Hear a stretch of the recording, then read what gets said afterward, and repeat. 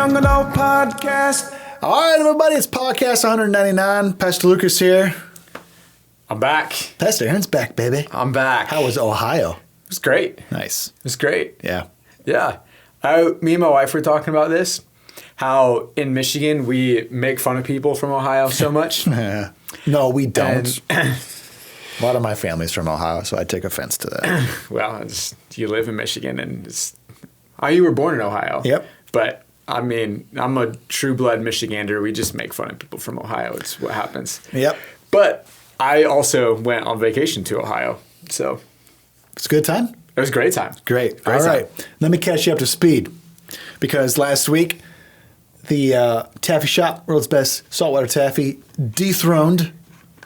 Is that what you say? Yeah, Dethroned dethroned the cheesecake. the junior's cheesecake. Yeah, I didn't think that would be that hard. It to was dethrone. easy. I have declared this, yes, is the world's best saltwater taffy. I gave you a piece yesterday. You did. I got back in the office and you said you need to try this. Tell me if it's the best saltwater taffy you've ever had. And I said, hey, I don't like saltwater taffy. You said, I don't care. Tell me if this is the best. That's true. I tried it. I'll be honest, and this is full transparency, full honesty. I do not like saltwater taffy. I think it's a bad candy. That was good. Yeah. I was like, you wanted another piece, I was too. like, this is the best that I've ever had. Did you want another piece after you had your first one, or were you like... I was like, I could have another piece tomorrow. Yeah.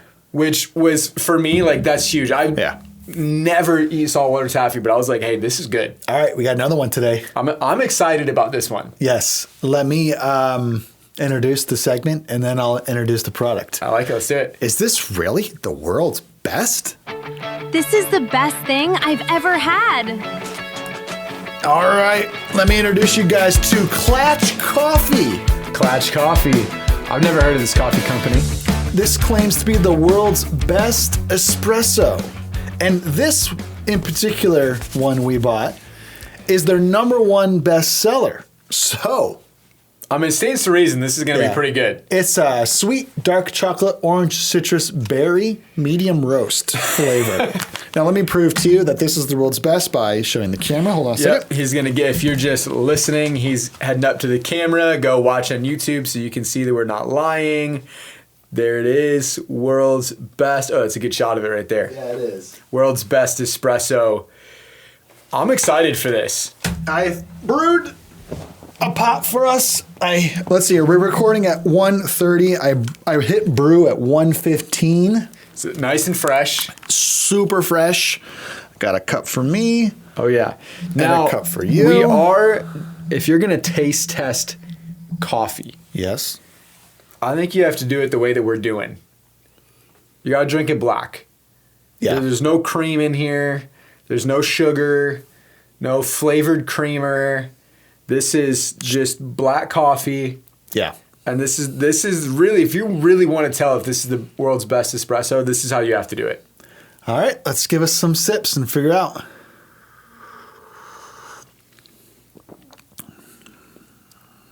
That is good. Yep. That is good coffee. This is better than the cup of coffee I had this morning, by the way. This is good for sure. All right.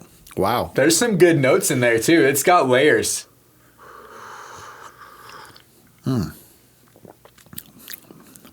I would drink that cup of coffee for sure. Yeah. All right. So That's good. Let me confirm something here. I definitely get the berry because it says it's a sweet dark chocolate orange citrus berry flavor. Yeah, I get the berry. I get the berry. I get the orange citrus too. I don't really get the Dark chocolate. dark chocolate notes, but I definitely get the citrus and the berry. I get a little dark chocolate. Man, I don't get any of the orange citrus. I get the dark chocolate. I get the berry. That's good though. That is good. All right. Okay. It's a very good cup of coffee. That did not disappoint. It did not disappoint. One thing that has really going for it is it's dry. Yeah. Yep.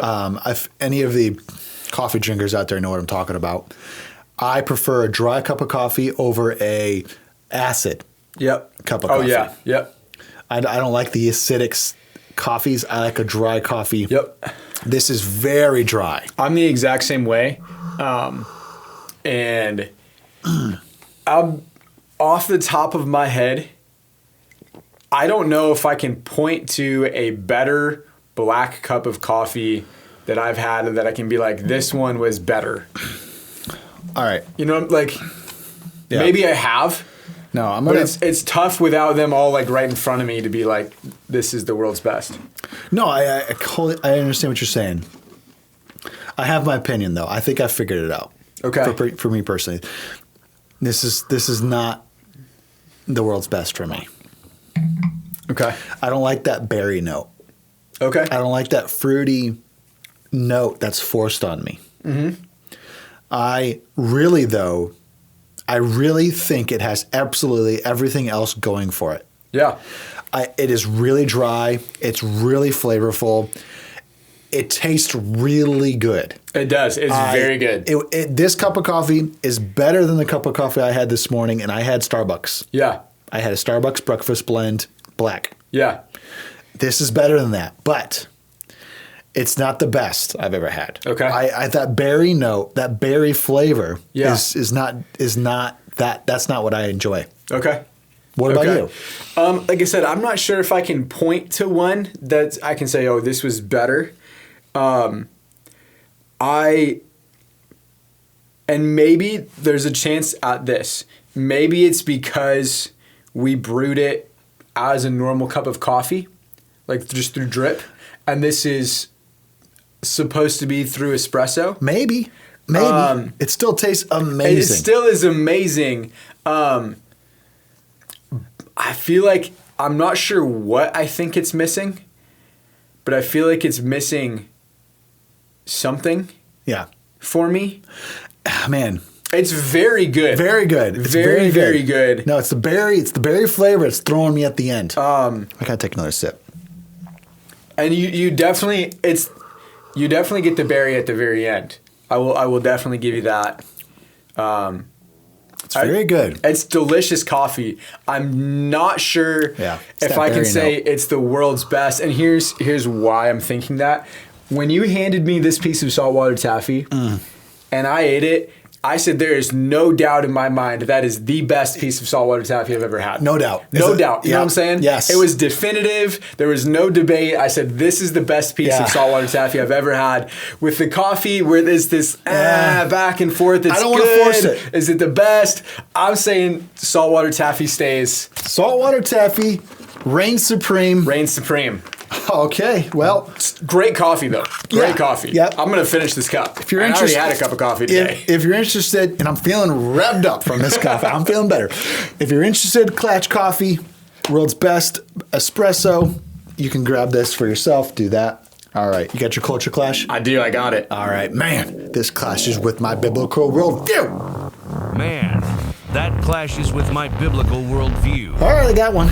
All right. You want me to go first? Yeah, I'm just going first. to read it. Okay. It's best just to be read. I like it. Go for it. Elon Musk says saving for retirement is irrelevant because AI is going to create a world of abundance. It won't matter. Ooh, That's in quotations. It won't matter. That's what he said. Saving for retirement is pointless thanks to the impending supersonic tsunami of AI and robotics, which will bring about a world of zero scarcity, according to Elon Musk.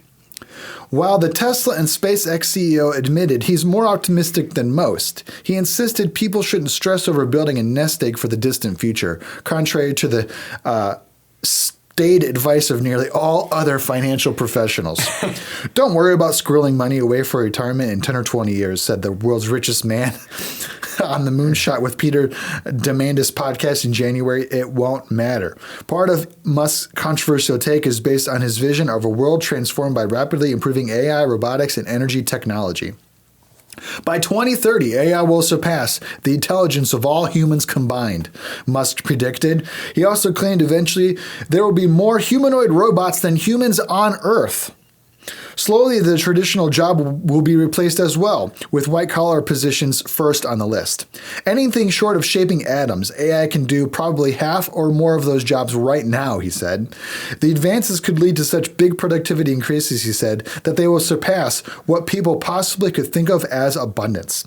Rather than a universal income, everyone will enjoy a universal, you can have whatever you want income in the future, he claimed. In this world that Musk foresees, the link between individual wages, savings, and living standards will no longer make sense. Even without savings, AI will help people obtain better medical care than what is currently available within 5 years. It will also remove any limit on the availability of goods, services, or educational opportunities. Musk comments build on his earlier claims that AI and humanoid robots will make work optional within 10 to 20 years and render money itself irrelevant. Musk previously compared the future of work to leisure activities like playing sports or video games rather than a survival necessity. If you want to work, it's the same way you can go to the store and just buy some vegetables, or you can grow vegetables in your backyard. It's much harder to grow vegetables in your backyard, and some people still do it because they like growing vegetables, Musk said during the U.S.-Saudi Investment Forum in November. I just don't know about that. I don't think it is a good idea, especially after I've read my Bible about the curse upon a lazy man. Yep. That we should just quit our jobs, sit back, relax, and wait for other men and women who are smarter and better than us to develop AI, and then we use it to just relax and just do nothing with our lives. No, I don't like it. That's my culture clash. I agree. It's a good one. It's a good one. Now, I have not listened to the last podcast you and Preston did. That's a good one. I'm planning on listening to it. It's on my queue of podcasts, but I was on vacation last week and I haven't listened to almost all of the podcasts that came out last week from all the ones I listened to. So it's in there. I'll get to it. But I don't know if you guys talked about this. Did you guys talk about the apparently new ark discovery? No. Going on? Wait, is this new? This has been around for a long time. Right? Yes. Okay. Yes. All right. Exactly. So, but recently, over this past, a few weeks, something's come up. Seen a bunch. It's been posted, reposted, and I was looking at it. I was like, "Isn't this the exact same one that we've seen for forever?" That people are like, "Yeah, it's probably not the actual ark." Yeah. And it is the exact same one. Okay. And I was doing a little bit of research about it, and I found an article written by a Christian, and they were actually citing a lot of their sources were from Wes Huff, who's a guy that you and I listen to a lot. Yeah. And then I went and read the thing that Wes Huff posted about it, as well as this other guy, and they had some really good points, and this is why I wanted to bring it up during Culture Clash, because they were talking about kind of how the people that are finding it, the archaeologists that are making all these discoveries, aren't real archaeologists. They're not doing things according to Interesting. any other scientific method. They're using things that are very outdated. They're making claims that could be true, but some other science is disproving. And but I've seen a lot of Christians on social media that are buying into this, that are biting at it. They're saying, wow, look at this. This proved, and this is what got me. They were like, this proves the Bible was true. Okay. And I thought, that is a scary thing to put this proves the Bible is true hope in. Yes. Is one discovery that maybe doesn't even have that much legitimacy to it. And a discovery with a lot of holes. Yeah, and you're saying, this proves the Bible is true. No. Yeah. There is so much historical and scientific evidence that does back up that the Bible is true. But the greatest this proves the Bible is true to me is not science and history. It is the life-changing power of the Holy Spirit at work in people that can absolutely transform someone's life, where you can, in a moment, watch someone go from darkness to light, from lost to found, having their eyes open to who Jesus was. That so much more to me proves the accuracy that the Bible is true, that this story that is about Jesus, and even the flood, even Noah, who absolutely I believe was real, the ark was real. I'm not saying that wasn't real, that even was a picture, was pointing to Jesus, that God is just, but God also provides a way out. God is, since Adam and Eve sinned, he's been planning the redemption of humanity. Like, that is the story that I will always focus on, and putting your hope, your faith that this proves the Bible is true in an archaeological discovery full of holes, I think is foolish and clashes, honestly, with what the Bible teaches. I am curious. What, in your opinion, was one of the bigger, like, holes that this claim had? Oh, absolutely. The biggest one was the radar. I can't remember the initials, but it's like the radar they send into the ground to read everything. Apparently, all of the equipment that they're using is incredibly outdated and inaccurate. Okay. And like no other archaeological dig is using that equipment because it's been proved to be ineffective, especially in mountain ranges that are full of tons of different soil types and rocks, and it's so hard to read, and that's what they're using to make all of these claims, and why people are freaking out about it right now. As well as their dating system. This was like the other big one, is there's like wood found on the source that that dates like thousands of years old. But again, that was used or tested with methods that aren't very accurate. Yep. And we've used more accurate systems on it. And those more accurate systems are saying, this was old, but probably like 7th century. Interesting. Not thousands and thousands of years ago. Yeah. All right. It's a good culture clash. So you want to introduce a Bible talk time? I'm ready. All right. I'm ready for some Bible talk. I love me some Bible talk. I love me some Bible talk time. Love me some Bible talk time. Let's You ready? go. Yeah, I am. I want to talk about tragedies become triumphs. I like it. A number of years ago, there was an image of this man named, let me just double check his name, because Jonathan Kim. Oh, yeah. I remember. He's a real guy, real bro. Yep. And there was a image that went viral of this man. 3 separate pictures of the same guy. Yeah.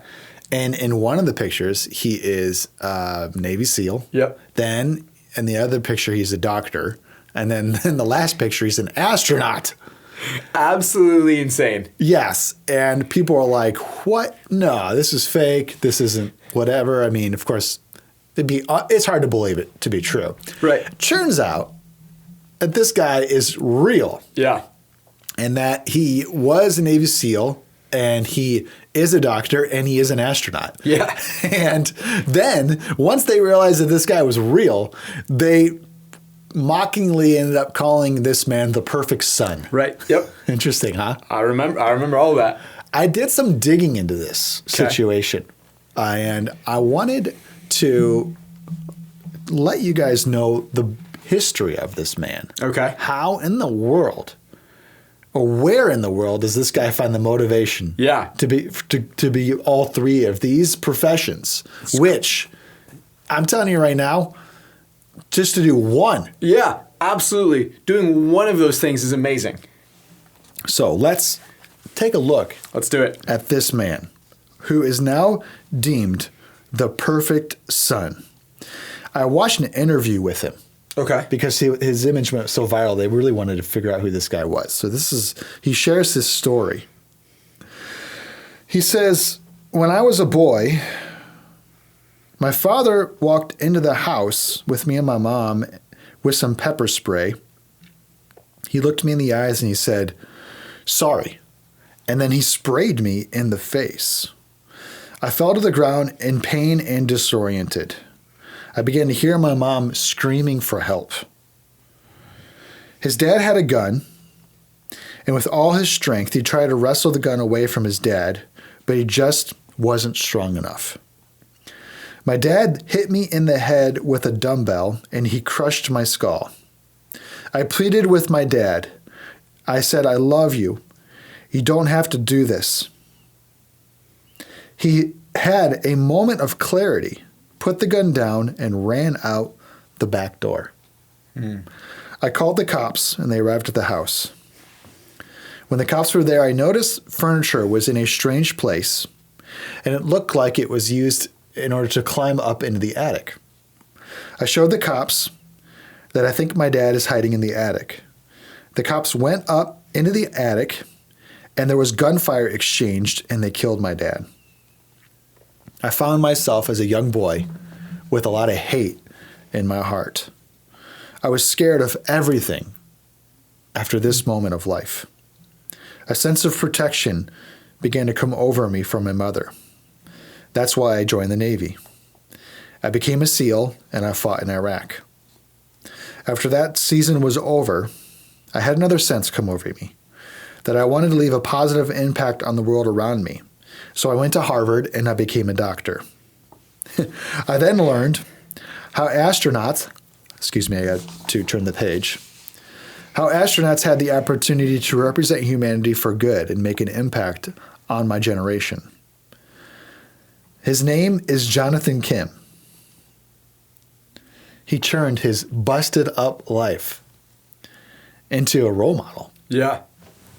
Man, when you see, though, the pictures, you don't see any of that. You don't even think that that's where he came from. Right.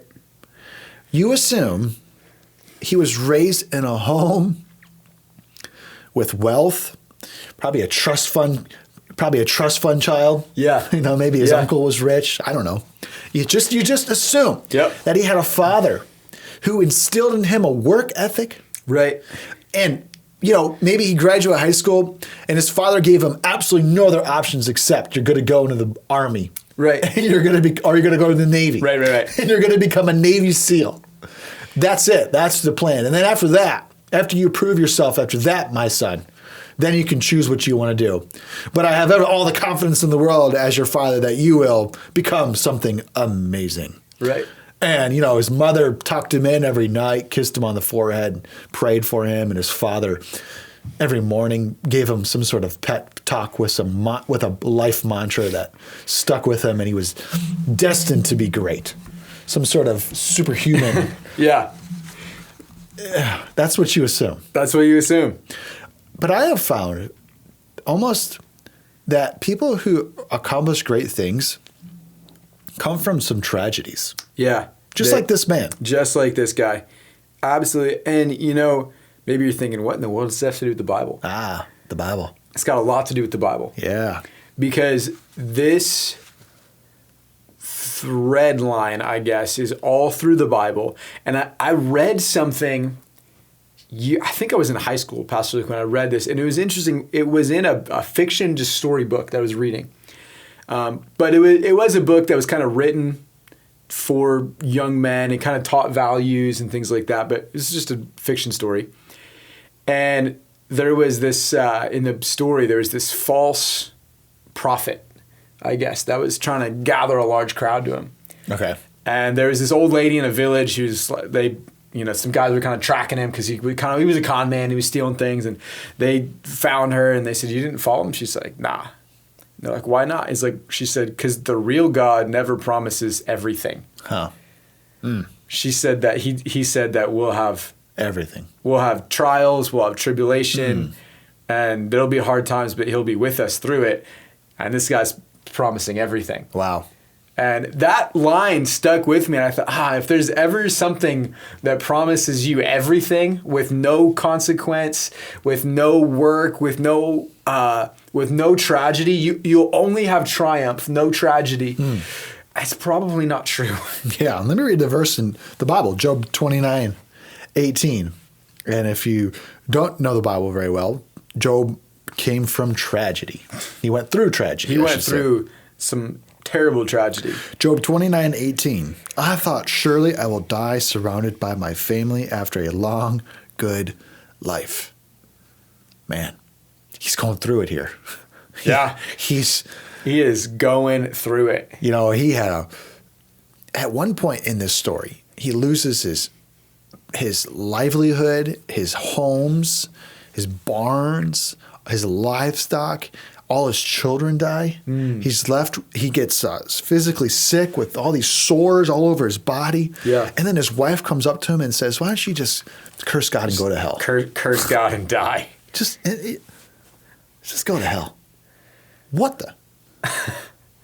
I'm like, You talk about going through it. yeah, dude. If you're at the lowest of you've ever been your entire life, and there's only one person left by your side, and they're like, just curse God and die. I'd be like, I'm now lower. Yeah, I'm now. I didn't think it was possible to go lower, but I just went. Yeah, and then spoiler alert: if you want to read this story, the whole book of Job, God turned it all around for him. Yeah.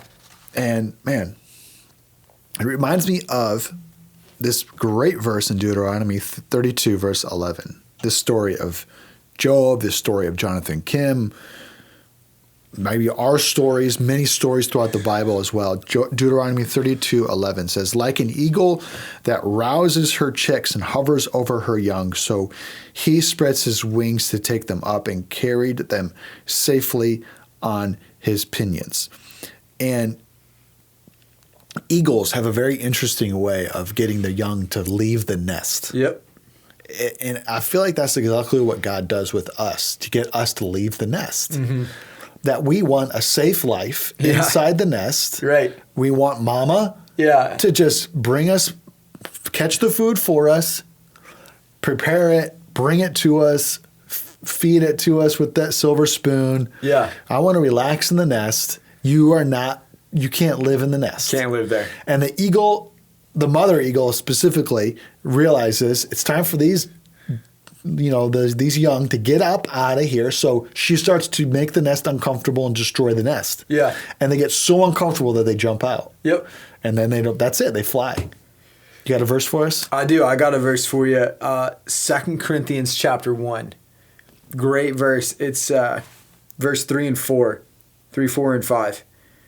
Praise be to the God and Father of our Lord Jesus Christ, the Father of compassion and the God of all comfort, who, this is the key verse, who comforts us not in our comfort, comforts us in all of our troubles, so that we can comfort those in any trouble with the comfort we ourselves have received from God. Paul is trying to show the Corinthian church here that there will be trouble.